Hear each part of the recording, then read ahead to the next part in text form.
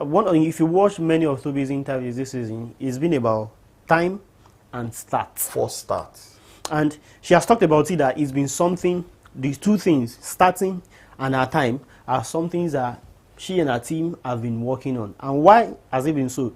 She's had 2 false starts this season, and it's probably going to be psychological and mess with her brain. She had it in a Diamond League meet in China. Yeah. She didn't race. At the African Games final, she had a false start too. Her reaction time was, but she was allowed to run in that final, and she took a consecutive gold medal in that event. But also for a top athlete to have had 2 false starts in a season, going into the biggest event like that, I expected that a lot of work should have really been done if they were working on it, as she said. So having 2 false starts really messed with her head, and she was being too careful. Too careful. From the starting blocks. Even from the heat, we saw it. And her undoing in that semi-final race was not getting out as fast as possible. Yeah. She just kept chasing, but it was so tight. She had the same time as the lady she had the same time with another lady who came 4th behind her. She was third, but the person that even came 4th behind her at the same time. So for someone that has a world record holder, for that matter, 12.12, that was really below par, and she knew it immediately after the end of that race. She could see her hands on her head. That picture has gone viral now. She knew that reaction, this was terrible. That reaction said it all, and we just hope she lives to fight another day. You know, it's an elusive Olympic medal for her now, and the only opportunity she has now is Los Angeles 2028. Because even if you look 31, even if you look at it as her then, before Toby Amuson, who was the last hurdler that we had in the women's 100 meter. So I think at this point too, by Los Angeles 2028, I'm not sure the likes of, I'm trying to remember the name of the lady at home, the likes of the other hurdlers that we have at home should really strive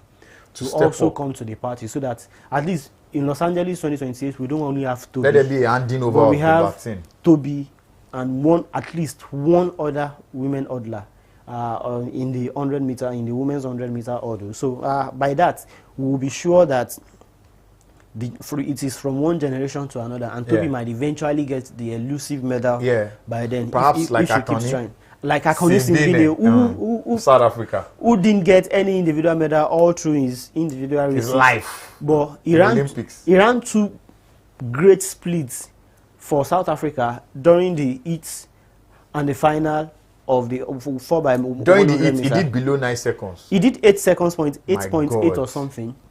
And in the finals too, he ran another mad split. If they give them 5 more seconds, he could have gone past the grass. Well, he could have, maybe, but that is just a matter of but and if. But one thing we should not also forget is that South Africa and Zimbabwe benefited from the misfortune of the Americans.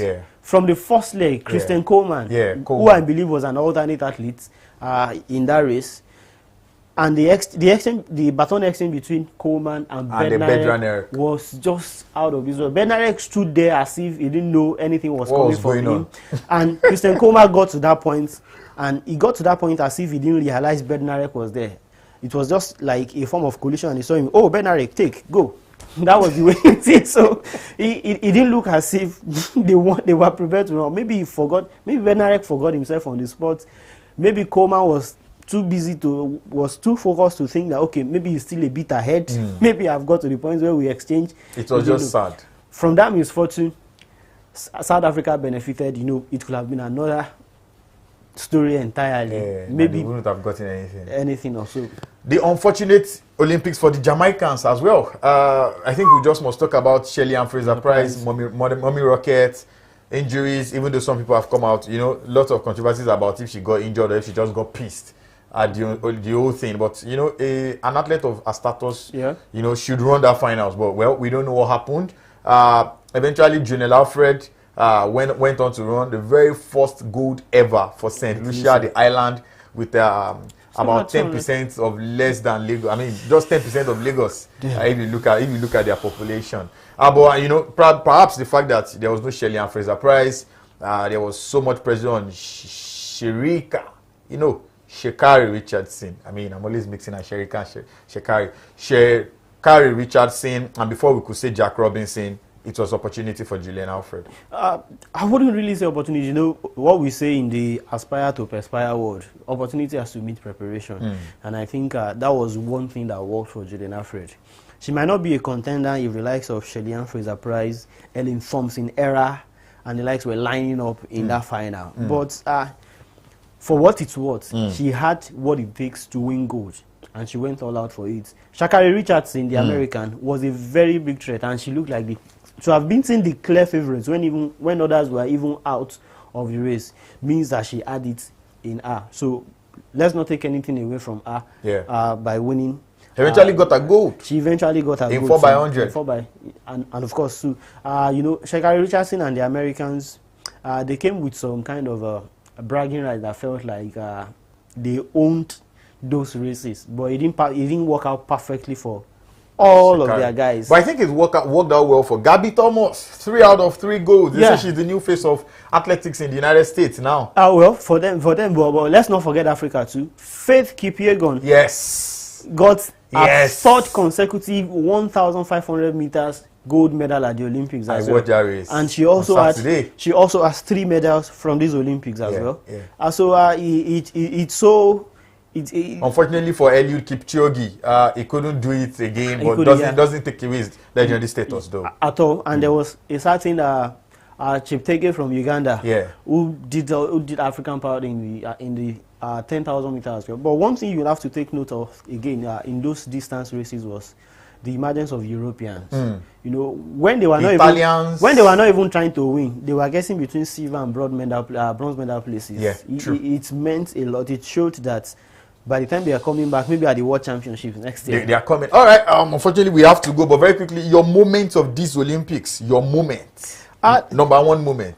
You know, for me, I usually look forward to the relays. And my moment was the 4x400 meter relay, which American won just some seconds ahead of. But one thing, dwarfed relay for me, Sydney McLavin-Levron. Cementing her status as one of the greatest of all time in the women's 4x100 meter hurdles.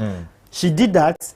She was drafted into the women's 4x400 meter relay. She was drafted into the women's 4x400 meter relay on the second leg for America. And you need to see the gap that she set for America to have finished that race. And that was one of the reasons that helped Gabby Thomas.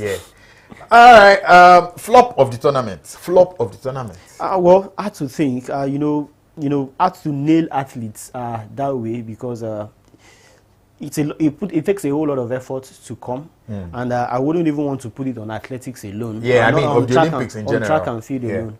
But in general, honestly, it's hard to think. All right. I won't ask myself that question. I think I'll just wrap up.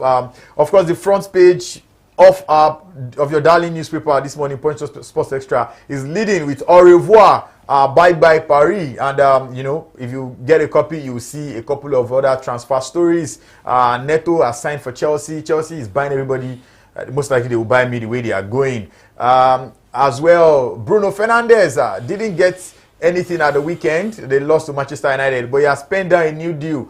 That would sound like good news to the ears of Manchester United fans. This weekend, the English Premier League returns, and you know what that means. So when we are coming next week Monday, we'll be having a lot for you, and not just in English football, but in European football as well. Turkish League is back. Jose Mourinho getting his first yellow card, despite the fact that he's not a player in the first 15 minutes of the new Turkish season. On behalf of Abiodun Adiwale and on the entire crew, my name is Shegun. Have yourselves a lovely, lovely week. Bye for now.